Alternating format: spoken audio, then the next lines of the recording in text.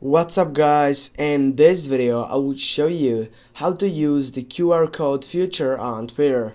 Yes, on getting up on the latest version of Twitter, now you have the chance to get up to your QR code with the new feature site. This is so simple and so easy site in which firstly you need to tap on your left upper side on your profile icon, and then as you can see right on your downstairs setup you have that QR code. Just click on that selection, and here guys you need to get that permission on, and now as you can see here it is your QR code.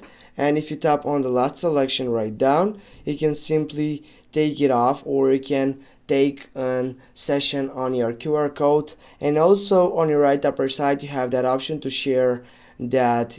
Now you can save it, and then you can simply go on share via. Now you can share it via all these setups, for example on Instagram, directly with Twitter, you can go with TikTok, on Google Drive, on Facebook, whatever you want.